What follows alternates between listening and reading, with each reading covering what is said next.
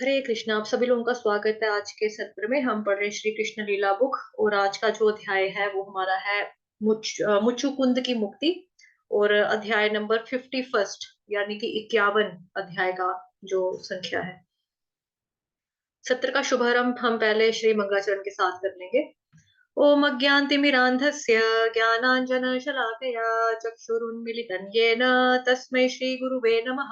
श्रीचैतन्यमनोभीष्टं स्थापितं येन भूतले स्वयं रूपः कदा मह्यं ददाति स्वपदान्तिकं। वन्देऽहं श्रीगुरुः श्रीयुतपदकमलं श्रीगुरुन् वैष्णवांश्च श्रीरूपं साग्रजातं सहगण रघुनाथान्वितं तं सजीवम् साद्वैतं सावधूतं परिजनसहितं कृष्ण चैतन्य देवं श्री राधा कृष्ण पादान सहगण ललिता श्री विशाखान्विताश्च।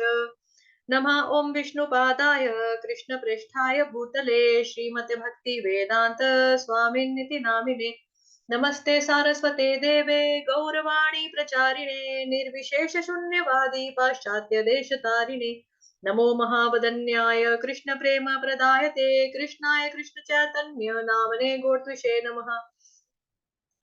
हे कृष्ण करुणा सिंधो दीनबंधो जगतपते गोपेश गोपिका कांत श्री राधा कांत नमोस्तुते। तप्त कांचन गौरांगी श्री राधे वृंदावनेश्वरी वृषभानुसुते देवी प्रणमामि हरिप्रिये। वाञ्छाकल्पतरुभ्यश्च कृपा सिन्धुभ्येव च पतितानां पावनेभ्यो वैष्णवेभ्यो नमो नमः। जय श्री कृष्ण चैतन्य प्रभु नित्यानंद श्री अद्वैत गदाधर श्रीवासादि गौर भक्त वृंद। हरे कृष्ण कृष्ण कृष्ण हरे हरे हरे राम राम राम हरे हरे। हरे कृष्ण कृष्ण कृष्ण हरे हरे हरे राम राम राम हरे हरे।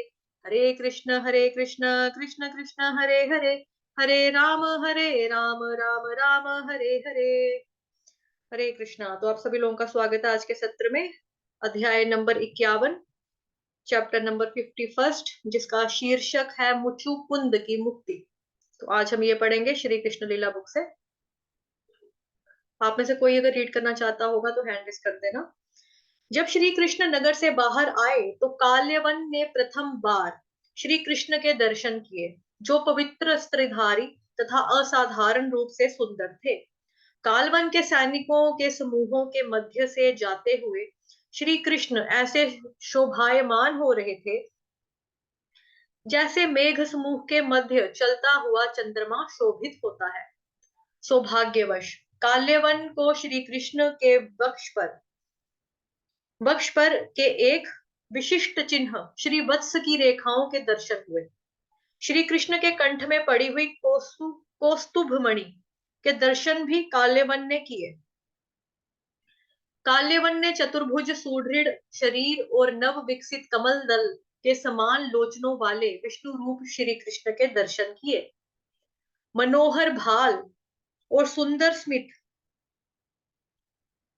मुख से युक्त चंचल बोहों तथा चलायमान कुंडलों वाले श्री कृष्ण आनंद मूर्ति प्रतीत हो रहे थे। श्री कृष्ण के दर्शन के पूर्व काल्यवन ने उनके विषय में नारद जी से रखा था और अब नारद जी के वर्णनों की पुष्टि हो गई। उसने श्री कृष्ण के विशिष्ट लक्षणों तथा उनके वक्ष पर के रत्नों को देखा। उसने श्री कृष्ण की अति सुंदर कमल माला उनके कमल नयनों तथा उसी के समान अन्य मनोहर शारीरिक लक्षणों के दर्शन किए। उसने निष्कर्ष निकाला कि यह मनोहर व्यक्ति निश्चय ही वासुदेव है क्योंकि नारद द्वारा पहले से सुने हुए सभी विवरण श्री कृष्ण की उपस्थिति से प्रमाणित हो जाते थे। श्री कृष्ण को बिना शस्त्रों तथा रथ के उसकी सेना में से गुजरते हुए देखकर काल्यवन चकित हो गया। वह पैदल चल रहे थे। काल्यवन श्री कृष्ण से युद्ध करने आया था। फिर वह इतना सिद्धांतवादी था कि उसने कोई भी शस्त्र नहीं लिया। उसने श्री कृष्ण से द्वंद्व युद्ध करने का निश्चय किया। इस प्रकार वह श्री कृष्ण से युद्ध करके उन्हें बंदी बनाने के लिए तत्पर हो गया। हरे कृष्णा। रश्मि, रिया माता जी, हाँ पढ़ लो। किंतु श्री कृष्ण काल्यवन की ओर हृष्टपता किए बिना आगे बढ़ते गए और दृष्टिपात, काल्यवन दृष्टिपात का मतलब होता है जब देखते हैं ना उसको बोला जाता है दृष्टिपात, मतलब देखे बिना आगे बढ़ते गए, ठीक है। हाँ, काल्यवन उन्हें बंदी बनाने की इच्छा से उनका अनुगमन अनुगमन करने लगा, किंतु तीव्र गति से दौड़ने पर भी वह श्री कृष्ण को नहीं पकड़ सका। मन की गति से चलने वाले योगियों के द्वारा भी श्री कृष्ण को नहीं पकड़ा जा सकता है। उन्हें केवल भक्ति पथ का अनुसरण करने वालों के द्वारा प्राप्त किया जा सकता है, और काल्यवन को भक्ति का अभ्यास नहीं था। वह श्री कृष्ण को पकड़ना चाहता था, किंतु ऐसा करने में असमर्थ होकर वह पीछे पीछे जा रहा था। काल्यवन ने अत्यंत तीव्र गति से दौड़ना प्रारंभ कर दिया और वह सोच रहा था, अब मैं समीप आ गया हूँ, अब मैं उन्हें पकड़ लूंगा, किंतु वह उन्हें उन्हें पकड़ ना सके। श्री कृष्ण उसे दूर ले गए और एक पर्वत की गुफा में प्रविष्ट हो गया। काल्यवन ने सोचा कि श्री कृष्ण उससे युद्ध करने से बचने के लिए गुफा में आश्रय ले रहे हैं। वह इन शब्दों में उनकी बत्रसना करने लगा, और कृष्ण, मैंने सुना था कि तुम यदुवंश में जन्मे एक महान शूरवीर हो, किंतु मैं देखता हूँ कि तुम एक कायर की भांति युद्ध से मुख मोड़ कर भाग रहे हो। यह तुम्हारे वंश की परंपरा तथा तुम्हारे नाम के योग नहीं है। तीव्रता से दौड़ते हुए काल्यवन श्री कृष्ण का अनुगमन कर रहा था, किंतु तब भी वह उन्हें नहीं पकड़ सका, क्योंकि वह पापी जीवन के समस्त दोषों से मुक्त नहीं था। वैदिक संस्कृत के अनुसार ब्राह्मण, क्षत्रिय तथा वैश्य वैश्य आदि उच्च वर्णों के लोग तथा श्रीमत वर्ग भी जो विधि विधानों का पालन नहीं करते हैं, वे मल्य अथवा युवन कहलाते हैं। वैदिक समाज की योजना इस प्रकार की गई है कि संस्कार नामक सांस्कृतिक उत्कर्ष अथवा शुद्धिकरण की विधि से शूद्र भी धीरे धीरे ब्रह्मांड के पद तक उत्तरित कर सकते हैं। वैदिक धर्म ग्रंथों के मत अनुसार कोई भी जन्म से ब्रह्मा अथवा म्लेच्छ नहीं होता है। जन्म से सभी शूद्र होते हैं। शुद्धिकरण की विधि द्वारा व्यक्ति ब्रह्मत्व के स्तर तक अपनी उत्तरता अन्यता करते हैं। यदि वह ऐसा ना करके अपना और भी पतन कर लेते हैं, तब वह म्लेच्छ अथवा युवन कहलाते हैं। काल्यवन भी युवानों अथवा म्लेच्छों को वर्ग में से एक था। वह पापों से दूषित था और श्री कृष्ण के समीप नहीं पहुंच सका। अवैध काम, भोग, मांस, भक्षण, जुआ खेलना तथा नाश करने के जिन सिद्धांतों को उच्च वर्णों के लिए वर्जित किया गया है, वे म्लेच्छा या युवानों को जीवन के अविभाज्य अंग है। इस प्रकार के पापों से बद्ध होने पर व्यक्ति ईश्वर साक्षात्कार की दिशा में कोई प्रगति नहीं कर सकता है। भगवत गीता में पुष्टि की गई है कि पापों का फल से पूर्ण रूप से मुक्त होने वाला व्यक्ति भी भक्ति अथवा कृष्ण भावना अमृत में संलग्न हो सकता है। जब श्री कृष्ण ने गिरी कंद्र में प्रवेश किया, तब काल्यवन विभिन्न कठोर शब्दों से बत्सरसान करते हुए उनका अनुगमन करता रहा। श्री कृष्ण अचानक असुर की दृष्टि से उलझ हो गया, किंतु काल्यवन उनका अनुगमन करता गया और वह भी गुफा में प्रवेश हो गया। उसने कंदरा के भीतर सर्वप्रथम एक व्यक्ति को सोते हुए देखा। काल्यवन श्री कृष्ण से युद्ध करने को अत्यंत अधीर था। जब उसने वहां श्री कृष्ण को नहीं देखा, अपितु उनके स्थान पर एक व्यक्ति को सोते हुए देखा, तो उसने सोचा कि श्री कृष्ण ही इस कांद्रा में सो रहा है।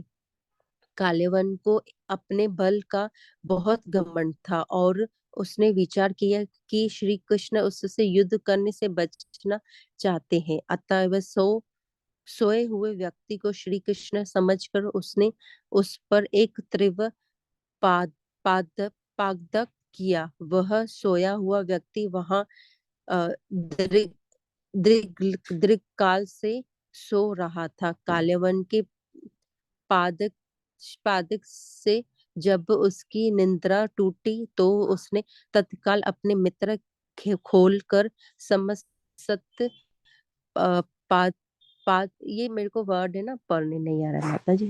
कोई बात नहीं माता जी, समस्त बोलते हैं उसको, समस्त। नेत्र खोलकर समस्त दिशाओं में देखा। मैं पढ़ लूं? कोई और पढ़ना चाहता है? कोई और पढ़ना चाहता है तो हैंड रेस करो। हरे कृष्णा। कोई प्रभु जी पढ़ना चाहते हैं? रोहित प्रभु जी, स्वर्णा माता जी, रश्मि माता जी, निवेदिता माता जी, खुशबू माता जी, गोविंद जाट जी। ओके।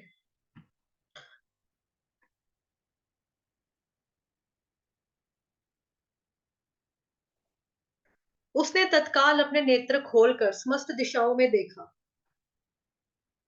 अंततः उसने अपने समीप खड़े कालेवन को देखा। उस व्यक्ति की निद्रा असमय में भंग कर दी गई थी, अतः वह अत्यंत क्रोधित था। जब उसने क्रुद्ध भाव से कालेवन पर दृष्टिपात किया तो उसके नेत्रों से अग्नि की ज्वाला निकलने लगी और क्षण मात्र में कालेवन जल कर भस्म हो गया। जब महाराज परीक्षित ने कालेवन के भस्म होने की इस घटना को सुना, तब उन्होंने शुकदेव गोस्वामी से उस शयन करते हुए व्यक्ति के विषय में पूछा। वह कौन था? वह वहां क्यों शयन कर रहा था? उसने इतनी शक्ति किस प्रकार प्राप्त की थी कि उसके दृष्टिपात से ही कालेवन तत्क्षण भस्म हो गया? ऐसा किस प्रकार हुआ कि गिरी कंदरा में शयन कर रहा था?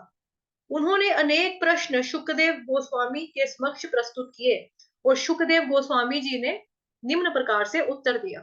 प्रिय राजन, उस पुरुष का जन्म राजा इक्ष्वाकु के महान परिवार में हुआ था। भगवान श्री रामचंद्र जी का जन्म भी इसी परिवार में हुआ था। वह महान राजा मांधाता का पुत्र था। वह स्वयं भी एक महापुरुष था और मुचुकुंद के नाम से प्रसिद्ध था। राजा मुचुकुंद ब्राह्मण संस्कृति के वैदिक सिद्धांतों का अत्यंत दृढ़ता से पालन करता था और वह सत्य प्रतिज्ञ भी था। वह इतना बलशाली था कि असुरों से युद्ध करते समय इंद्र आदि देवता भी उसकी सहायता की याचना करते थे और इस प्रकार अनेक बार देवताओं की रक्षा करने के लिए उसने असुरों से युद्ध किया था। कार्तिकेय के नाम से विख्यात देवताओं के सेनापति राजा मुकुंद के युद्ध कौशल से अत्यंत प्रसन्न थे, किंतु एक बार कार्तिकेय ने राजा से कहा कि वे असुरों से युद्ध करने में अत्यंत कष्ट उठा चुके हैं, अतः अब वे युद्ध से अवकाश लेकर विश्राम करें। सेनापति कार्तिकेय ने राजा मुचुकुंद को संबोधित किया। प्रिय राजन, देवताओं के हेतु आपने अपना सर्वस्व बलिदान कर दिया है। आपका राज्य किस प्रकार के शत्रु से भय से मुक्त एक उत्तम राज्य था, किंतु आपने अपना राज्य त्याग दिया, अपने ऐश्वर्य तथा संपत्ति की उपेक्षा की और अपनी व्यक्तिगत महत्वाकांक्षा की पूर्ति की भी चिंता नहीं की। देवताओं के लिए असुरों से युद्ध करते समय आप अपने राज्य से दीर्घ काल तक अनुपस्थित रहे और इस अनुपस्थिति के कारण समयानुसार आपके परिवार, आपकी संतान, आपके संबंधियों तथा आपके मंत्रियों का स्वर्गवास हो चुका है। काल किसी भी मानव की प्रतीक्षा नहीं करता है। अब यदि आप अपने घर लौट भी जाएं, तो वहां आपको कोई भी जीवित नहीं मिलेगा। काल का प्रभाव अत्यंत बलवान होता है। काल इतना बलशाली, इतना शक्तिशाली बलवान है क्योंकि श्री भगवान का प्रतिनिधि है। अतएव काल बलवानतम व्यक्ति से भी बलवान है। काल का प्रभाव बिना किसी कठिनाई के सूक्ष्म वस्तुओं में भी परिवर्तन ला सकता है। काल की गति को तो कोई रोक नहीं सकता है। जिस प्रकार पशुपालक मदारी अपनी इच्छाओं के अनुसार पशु को वश में कर लेता है, उसी भांति काल भी वस्तुओं में अपनी इच्छाओं अनुसार समजन कर लेता है। महाकाल के द्वारा किए गए प्रबंध में कोई भी हस्तक्षेप नहीं कर सकता। मुचुकुंद को इस प्रकार संबोधित करते हुए देवताओं ने उनसे कहा कि मुक्ति के वरदान के अतिरिक्त वह उनसे अपनी रुचि के अनुसार कोई भी वरदान मांगे। भगवान विष्णु के अतिरिक्त कोई भी प्राणी मुक्ति देने में समर्थ नहीं है। अतः भगवान विष्णु अथवा कृष्ण का दूसरा नाम मुकुंद है, क्योंकि वे मुक्ति दे सकते हैं। राजा मुचुकुंद अनेक वर्षों से सोए नहीं थे। वे युद्ध के कर्तव्य में संलग्न थे और इसलिए बहुत थक चुके थे। अतः जब देवताओं ने वरदान मांगने को कहा तो मुचुकुंद को केवल निद्रा का विचार आया। उन्होंने इस प्रकार उत्तर दिया, देवताओं में श्रेष्ठ प्रिय कार्तिकेय, अब मैं सोना चाहता हूँ। मैं आपसे यह वरदान मांगना चाहता हूँ कि जो कोई भी मेरी निद्रा में बाधा डालने का प्रयास करे, मुझे असमय उठाए, उसे मैं केवल एक दृष्टिपात से ही भस्म कर दूं। कृपया मुझे यह वरदान दीजिए। देवता कार्तिकेय सहमत हो गए और उन्होंने यह भी वरदान दिया कि वे पूर्ण विश्राम ग्रहण करने में समर्थ होंगे। तदंतर राजा मुचुकुंद ने पर्वत की गुफा में प्रवेश किया। कार्तिकेय कार्तिकेय के वरदान की शक्ति से मुचुकुंद द्वारा कालेवन पर दृष्टिपात मात्र से ही वह भस्म हो गया। जब यह घटना पूरी हुई तो कृष्ण मुचुकुंद के सम्मुख आए। वास्तव में श्री कृष्ण ने मुचुकुंद को उनकी तपस्या से मुक्ति देने के लिए गुफा में प्रवेश किया, किंतु वे उनके समक्ष पहले नहीं आए। उन्होंने ऐसा प्रबंध किया कि पहले कालेवन मुचुकुंद के समक्ष आए। श्री भगवान का यही स्वभाव है। वह एक कार्य इस प्रकार से करते हैं कि उससे अन्य अनेक प्रयोजन भी सिद्ध होते हैं। श्री कृष्ण गुफा में सोते हुए मुचुकुंद का उद्धार करना चाहते थे। साथ ही साथ मथुरा पर आक्रमण करने वाले कालेवन का भी उद्धार करना चाहते थे। इस कार्य से उन्होंने सभी प्रयोजन सिद्ध कर लिए। जब भगवान श्री कृष्ण मुचुकुंद के समक्ष प्रकट हुए, तब राजा ने पवित्र वस्त्रधारी, पीत वस्त्रधारी, पीत मतलब येलो, ठीक है, श्री वत्स के चिन्ह से चिन्हित वक्ष वाले श्री कृष्ण के दर्शन किए। श्री कृष्ण के कंठ में कोसुतभ मणि लटक रही थी। कंठ से लेकर जानुओं तक लटकती हुई वैजंती माला धारण किए हुए श्री कृष्ण मुचुकुंद के समक्ष चतुर्भुजी विष्णु मूर्ति के रूप में प्रकट हुए। वे अत्यंत ज्योतिर्मय थे। उनके मुख पर अत्यंत सुंदर मुस्कान थी। उनके दोनों कानों में रतन जटित कुंडल थे, रत्न जटित कुंडल थे। श्री कृष्ण मानव की कल्पना से अधिक कहीं सुंदर लग रहे थे। वे न केवल इन लक्षणों से युक्त प्रकट हुए, अपितु उन्होंने मुचुकुंद पर एक अत्यंत तेजस्वी दृष्टि डाली और राजा का मन आकर्षित कर लिया। यद्यपि वे सर्वाधिक पुरातन श्री भगवान थे, तथापि वे एक नव किशोर के समान प्रतीत हो रहे थे। बल में उनकी श्रेष्ठता इतनी अधिक है कि प्रत्येक मानव को उनसे भयभीत होना चाहिए। जब मुचुकुंद ने श्री कृष्ण के तेजस्वी स्वरूप को देखा, तब उनमें भगवान के विषय में कौतूहल उत्पन्न हुआ और उन्होंने अत्यंत विनय पूर्वक भगवान से प्रश्न करना आरंभ किया। प्रिय भगवान, क्या मैं आपसे पूछ सकता हूँ कि आप इस पर्वत कंदरा में कैसे आए हैं? आप कौन हैं? मैं देख सकता हूँ कि आपके चरण कोमल कमलों के समान है। कांटों तथा झाड़ियों से पूर्ण इन वन में आप किस प्रकार चल सके? मुझे यह देखकर अचरज हो रहा है। अतएव आप बलवानों में परम बलवान श्री भगवान तो नहीं है? आप समस्त प्रकाश तथा अग्नि के मूल स्रोत तो नहीं है? क्या मैं सूर्य, चंद्र अथवा देवेंद्र, इंद्र आदि महान देवताओं में से आपको एक समझूं, अथवा आप किसी और ग्रह के अधिपति देवता लोकपाल हैं? मुचुकुंद को भली भांति ज्ञात था कि प्रत्येक उच्चतर लोक का अपना लोकपाल होता है। वे आधुनिक मानवों की भांति अज्ञानी नहीं थे, जो यह मानते हैं कि पृथ्वी लोक जीवों से पूर्ण है और अन्य ग्रह रिक्त है। श्री कृष्ण के किसी अज्ञात लोक के अधिपति देवता होने के विषय में मुचुकुंद की जिज्ञासा अत्यंत उपयुक्त थी। श्री भगवान के शुद्ध भक्त होने के कारण राजा मुकुंद मुचुकुंद तत्काल समझ गए कि भगवान श्री कृष्ण को उनके समक्ष इस प्रकार के ऐश्वर्य युक्त लक्षण में प्रकट हुए हैं। भौतिक ग्रहों के अधिपति देवताओं में से एक नहीं हो सकते थे। वे अवश्य ही श्री कृष्ण भगवान होंगे जिनके अनेक विष्णु रूप हैं। अतः मुचुकुंद ने उन्हें पुरुषोत्तम भगवान विष्णु माना। यहाँ पे थोड़ा सा ध्यान देंगे, वे अवश्य ही भगवान श्री कृष्ण होंगे, ठीक, जिनके अनेक विष्णु रूप हैं। तो भगवान कृष्ण जब विस्तार करते हैं तब विष्णु भगवान के भी अनेक रूप बनते हैं। तो जैसा कि हम जानते हैं 3 तरह के विष्णु जी हैं, एक हो गए महाविष्णु, एक गर्भोदकशाही विष्णु, क्षीरोदकशाही विष्णु। इसके बारे में ऑलरेडी जब हमने स्टार्ट किया था श्रीमद् भगवद गीता का, जब मैं पहला वाला शॉर्ट टर्म कोर्स करवाती हूँ भगवद गीता का, तो उसमें कृष्ण भगवान के विस्तार के बारे में पूरा पूरा बताया। आप लोगों को आई थिंक याद होगा वो पूरा चार्ट जो मैंने आपको दिखाया भी था प्रेजेंटेशन के थ्रू, और एक्सप्लेन भी पूरा किया था, ठीक। अतः मुचुकुंद ने उन्हें पुरुषोत्तम भगवान विष्णु माना। मुचुकुंद यह भी देख सकते थे कि भगवान की उपस्थिति से गुफा का गहन अंधकार नष्ट हो गया था। अतः वे श्री भगवान के अतिरिक्त कोई और नहीं हो सकते थे। उन्हें भली भांति ज्ञात था कि जहां कहीं भी अपने दिव्य नाम, गुण अथवा स्वरूप में भगवान श्री कृष्ण स्वयं प्रकट होते हैं, वहां ज्ञान का अंधेरा नहीं रह सकता है। वे अंधकार में रखे गए दीपक की भांति हैं। अंधकार युक्त स्थान को वे तत्काल प्रकाश से पूर्ण कर देते हैं। राजा मुचुकुंद भगवान श्री कृष्ण का परिचय जानने के लिए अत्यंत उत्सुक हो गए। अतएव उन्होंने कहा, हे पुरुषोत्तम, यदि आप मुझे अपना परिचय जानने के योग्य समझते हैं तो कृपा करके बताइए कि आप कौन हैं, आपका वंश कौन सा है, आपका व्यवसाय क्या है, और आपके परिवार की परंपरा यानी कि गोत्र क्या है। राजा मुचुकुंद ने पहले भगवान को अपना परिचय देना उचित समझा, अन्यथा उन्हें भगवान का परिचय पूछने का कोई अधिकार नहीं था। निम्न पद का व्यक्ति उच्च पद वाले व्यक्ति का परिचय नहीं पूछ सकता। तो यहाँ से हमको एक सीख भी मिल रही है, एक शिक्षा सॉर्ट ऑफ, ठीक है। तो राजा मुचुकुंद जो कि भगवान को देखते ही समझ चुके थे कि ये स्वयं श्री कृष्ण भगवान है, ठीक है। तो उन्होंने ये नहीं सोचा कि अब ये भगवान खुद है तो भगवान जी से पूछोगे भी कि आप कौन है, बिकॉज वो समझ भी चुके थे। और दूसरा जो है, हम लोगों की इतनी योग्यता नहीं होती कि अपने से बड़े, अपने से श्रेष्ठ व्यक्ति का हम परिचय पूछें कि भाई आपको।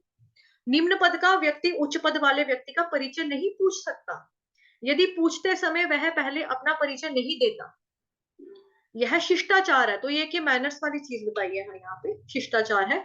अतएव राजा मुचुकुंद ने भगवान श्री कृष्ण को सूचित किया, प्रिय भगवान, पहले मुझे आपको अपना परिचय देना चाहिए। मैं सर्वाधिक प्रसिद्ध राजा इक्ष्वाकु के वंश से संबंधित हूँ, किंतु व्यक्तिगत रूप से मैं अपने पूर्वज के समान महान नहीं हूँ। मेरा नाम मुचुकुंद है। मेरे पिता का नाम मानधाता था और मेरे बाबा महान राजा युवनाश्व थे। युवनाश्व थे, युवनाश्व नहीं है, सॉरी, ठीक है, युवनाश्व। सहस्रों वर्ष तक विश्राम ना करने के कारण मैं अत्यंत श्रमित था। मतलब उसने इतनी मेहनत की थी पहले कि उस वजह से वो रेस्ट नहीं कर पाया, ठीक है। और इस कारण मेरे शरीर के अंग शिथिल और कार्य करने में लगभग असमर्थ थे। अपनी शक्ति को पुनः प्राप्त करने के लिए मैं इस एकांत कंदरा में विश्राम कर रहा था, किंतु किसी अज्ञात व्यक्ति ने मुझे उठाने के लिए बाध्य कर दिया। यद्यपि मैं नहीं चाहता था, तथापि किसी ने मुझे उठा दिया है। इस प्रतिकूल कार्य के लिए मैंने एक दृष्टिपात मात्र से ही उस व्यक्ति को भस्म कर दिया। सौभाग्यवश अब मैं आपके देदीप्यमान तथा सुंदर रूप के में आपके दर्शन कर सकता हूँ। अतएव मेरा विचार ये है कि मेरे शत्रु के वध के कारण आप हैं। प्रिय भगवान, आपकी अंक कांति मेरे नेत्रों को असहनीय है, इसी कारण मैं ठीक से आपके दर्शन नहीं कर पा रहा हूँ। क्योंकि देखो, भगवान जी का जो शरीर है वो भौतिक नहीं है, आध्यात्मिक है। और भगवान जी श्री कृष्ण भगवान जो है श्रीमद् भगवद गीता के 15वें अध्याय में खुद कहते हैं, ना तद्भास्यते सूर्यो ना शशांको ना पावकः यद गत्वा न निवर्तन्ते तद्धाम परमम मम। तो भगवान अपने धाम के बारे में श्लोक में बताते हैं कि वहां पर किसी भी तरह की आर्टिफिशियल लाइट की जरूरत नहीं पड़ती। आर्टिफिशियल क्या, नेचुरल लाइट की भी जरूरत नहीं पड़ती, जो कि चंद्रमा है और जैसे कि सूरज है, जैसे कि आग है, नेचुरल है ना ये सारा, उनकी भी जरूरत नहीं पड़ती। तो फिर वहां पे प्रकाश कैसा है? क्या वहां पे अंधेरा होता है? वहां पे अंधेरा नहीं होता, वहां पे बहुत रोशनी है। कितनी रोशनी है? कैसी आती है वो रोशनी? भगवान जी की आध्यात्मिक बॉडी की जो रोशनी है वो इतनी ज्यादा है कि वहां पर सूरज चांद जैसी चीजों की भी जरूरत नहीं पड़ती। तो यहाँ पर जो मुचुकुंद है, जब वो भगवान जी के दर्शन करते हैं तो वो बोल देते हैं कि जो आपकी रोशनी है ना, आपकी जो बॉडी की जो कांति है, अंग कांति मेरी नेत्रों के लिए असहनीय है। मैं सहन नहीं कर पा रहा इसको। इतना रूप, इतना तेजस, इतना तेजस्वी, इतनी चमक आपकी बॉडी में है कि मैं तो ठीक से दर्शन भी नहीं कर पा रहा हूँ। आप इमेजिन करो कि जब हम लोग रोड के ऊपर चलते हैं अंधेरे में, किसी गाड़ी वाला, कोई गाड़ी वाला होता है, हमारी आंखों में अगर लाइट मारता है तो हमको नजर नहीं आता, कुछ मिनट्स के लिए हमको नजर नहीं आता, है ना? तो अब जिसने साक्षात भगवान को देख लिया, भगवान जी के दर्शन कर रहा है, और वो क्या बोल रहा है कि अंग कांति जो है ना आपके भगवान जी, मेरी नेत्रों के लिए तो असहनीय है, असहन है, मैं नहीं कर सकता, असह्य है। इसी कारण मैं ठीक से आपके दर्शन नहीं कर पा रहा हूँ। मैं भली भांति अनुभव कर सकता हूँ कि आपके तेज के प्रभाव से मेरी शक्ति कम हो गई है। तो अभी जो वो सोच रहा था कि मैं इतना रेस्ट करूंगा तो वापस अपनी एनर्जी, अपनी पावर जो है वापस गेन कर लूंगा, तो वो कह रहा है कि भगवान जी आपका तेज इतना ज्यादा है कि मैं देख नहीं पा रहा हूँ चकाचौंध पूरा, इतनी रोशनी इतनी तेज है, मैं देख नहीं पा रहा हूँ तो अच्छे से। और मुझे क्या लग रहा है कि आपका जो तेज का प्रभाव है ना, जो आपकी रोशनी, जो आपकी बॉडी की चमक है, जो मैं दर्शन कर पा रहा हूँ, उसकी वजह से मेरी शक्ति कम हो गई है। बिकॉज क्या होता है कि देखो, जैसे अब यहाँ पर एग्जाम्पल क्या बैठेगा, जैसे जुगनू होते हैं ना, जुगनू जब रात होती है, अंधेरा होता है, तो जुगनुओं को बड़ा कॉन्फिडेंस होता है कि चलो हमारा टाइम आ गया, अब हम लिशकेंगे, लिशकारे मारेंगे, यहाँ चमकेंगे, वहां जाएंगे। तो जुगनू क्या करता है, अपनी रोशनी बड़ी छोड़ता है, तो अपने आप में बड़ा कॉन्फिडेंट फील करता है, देखो मैं अंधकार को मिटा सकता हूँ। ठीक है। लेकिन जैसे ही सूरज आता है तो जुगनू खुश अपने आप हो जाता है। तो वैसे ही यहाँ पर हो गया। अब वो जो उसने अपना तेज जो प्रकट किया था रेस्ट कर करके, वो तो पूरा खुश हो गया, क्योंकि भगवान जी का तेज के आगे उसका कैसे हो सकता है? बिकॉज भगवान तो असीम है, उनके पास जितने भी गुण हैं, जितने भी ऐश्वर्य हैं, वो सारे के सारे असीमित मात्रा में पाए जाते हैं। तो उसकी जो शक्ति वो ऑटोमेटिकली कम हो गई। मुझे ज्ञात है कि आप समस्त जीवों की आराधना के योग्य हैं। वो कहता है कि मेरे को पता है, मैं समझता हूँ इस चीज को कि आप समस्त जीवों की, सभी जीवों के प्रति मतलब क्या है, भगवान जी आप ही इकलौते हैं जो आराधना करने के योग्य हैं। ठीक। मुचुकुंद को अपना परिचय कोई पढ़ेगा, और यहाँ पे माता जी हरे कृष्णा, विनीता माता जी पढ़ोगे?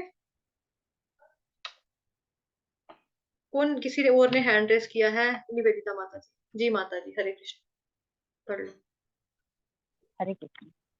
मुचुकुंद को अपना परिचय जानने के लिए इतना उत्सुक देखकर भगवान श्री कृष्ण मुस्कुराते हुए इस प्रकार से उत्तर देने लगे। ये राजन, मेरे जन्म, आविर्भाव, तिरोभाव अथवा कार्यकलापों के विषय में कुछ कहना व्यवहारिक रूप से असंभव है। संभवतः तुमको ज्ञात होगा कि मेरे अवतार अनंत देव के अनंत मुख हैं और वे अनंत काल से मेरे नाम, यश, गुणों, आविर्भाव, तिरोभाव तथा अवतारों का पूर्ण रूप से वर्णन करने की चेष्टा कर रहे हैं, किंतु फिर भी वे यह कार्य समाप्त नहीं कर सके हैं। अतएव मेरे कितने नाम और रूप हैं यह ठीक ठीक जानना असंभव है। एक भौतिक विज्ञानी के लिए पृथ्वी के समस्त अणुओं की संख्या की गणना करना संभव हो सकता है, किंतु वह विज्ञानी भी मेरे अनंत नामों, रूपों तथा कार्यकलापों की गणना नहीं कर सकता है। अनेक महान साधु व संतजन मेरे विभिन्न रूपों व कार्यकलापों की सूची बनाने की चेष्टा करते हैं, वे फिर भी पूर्ण सूची बनाने में असफल रहे हैं। किंतु चूंकि तुम मेरे विषय में जानने के लिए इतने उत्सुक हो, अतः मैं तुम्हें सूचित करता हूँ कि अभी मैं जन साधारण के लिए आसुरी सिद्धांतों के विनाश के लिए तथा वेदों में कहे गए धार्मिक सिद्धांतों को मतलब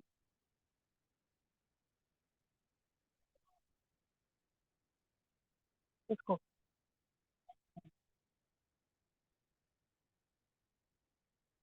थोड़ा ऊपर है,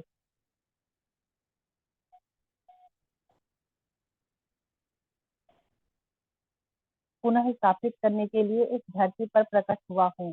इस कार्य के हेतु ब्रह्मा ने मुझे निमंत्रित किया है, जो इस ब्रह्मांड के अधिपति देवता हैं। इस प्रकार मैं यदुवंश में उनके परिवार के एक सदस्य के रूप में प्रकट हूँ। मैंने विशेष रूप से यदुवंश में वसुदेव के पुत्र के रूप में जन्म लिया और लोग मुझे वासुदेव के नाम से जानते हैं। तुम्हें यह भी ज्ञात होगा कि पिछले जन्म में मैंने कालनेमी नाम से विख्यात कंस तथा प्रलंबासुर जैसे अनेक असुरों का वध किया है। उन्होंने मुझसे शत्रुता की, अतएव मेरे हाथों उनका वध हुआ है। तुम्हारे सम्मुख उपस्थित असुर ने भी मुझसे शत्रुता की थी, और तुमने कृपा करके उस पर दृष्टिपात करके उसे भस्म कर दिया है। ये राजन मुचुकुंद, तुम मेरे महान भक्त हो तथा तुम्हें अपनी अहेतुकी दया का दर्शन कराने के लिए मैं इस तंद्रा में प्रकट हुआ हूँ। मैं अपने भक्तों के प्रति अत्यधिक स्नेह रखता हूँ। अपनी वर्तमान दशा से पूर्व पूर्व जन्म में तुम मेरे महान भक्त थे तथा तुमने मेरी अहेतुकी दया के लिए प्रार्थना की थी। अतएव मैं तुम्हारी मनोकामना पूर्ण करने के लिए तुमसे भेंट करने आया हूँ। अब तुम अपनी अभिलाषा के अनुसार मेरे दर्शन कर सकते हो। ये राजन, अब तुम मुझसे अपनी इच्छा अनुसार कोई भी वरदान मांग सकते हो। मैं तुम्हारी मनोकामना पूर्ण करने को तत्पर हूँ। यह मेरा सनातन सिद्धांत है कि जो कोई भी मेरी शरण में आता है, मेरी अनुकंपा से उसकी सभी मनोकामनाएं पूर्ण होनी चाहिए। जब भगवान श्री कृष्ण ने मुचुकुंद को उनसे कोई भी वर मांगने का आदेश दिया, तब राजा अत्यंत हर्षित हो गया। उन्हें तत्काल ही गर्ग मुनि की भविष्यवाणी स्मरण हो आई। गर्ग मुनि ने दीर्घ काल पूर्व भविष्यवाणी की थी कि वह वसवत मनु के 28वें मनवंतर में भगवान श्री कृष्ण इस पृथ्वी पर प्रकट होंगे। जैसे ही उन्हें यह भविष्यवाणी स्मरण हुई, उन्हें समझ में आने लगा कि भगवान श्री के रूप में स्वयं पुरुषोत्तम नारायण उनके समक्ष उपस्थित हैं। वे तत्काल भगवान के पद कमलों पर गिर पड़े और निम्न से स्तुति करने लगे। प्रिय भगवान, मैं समझ सकता हूँ कि इस जगत में सभी जीव आपकी बहिरंगा शक्ति माया के द्वारा भ्रमित हैं और इंद्र तृप्ति की भ्रामक दृष्टि पर मोहित है। भ्रामक गतिविधियों में पूर्ण रूप से संलग्न होने के कारण वे आपके चरणारविंदों की पूजा के प्रति अनिच्छुक हैं। आपके चरण कमलों की शरण में आने के लाभों का उन्हें ज्ञान नहीं है। इसी कारण वे भौतिक जगत की विभिन्न दुखदायी दशाओं के वशीभूत होते हैं। मूर्खतावश वे विभिन्न प्रकार की दुखद दशाओं को जन्म देने वाले तथा कथित समाज, मैत्री तथा प्रेम के प्रति बंधे रहते हैं। आपकी बहिरंगा शक्ति से भ्रमित होकर प्रत्येक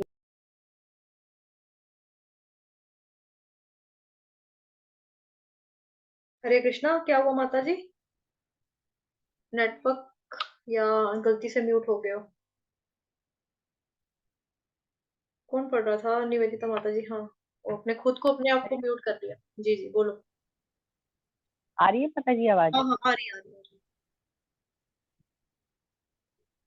आपकी बहिरंगा शक्ति से भ्रमित होकर प्रत्येक व्यक्ति, स्त्री तथा पुरुष दोनों दोनों ही इस भौतिक जगत से बंधे रहते हैं।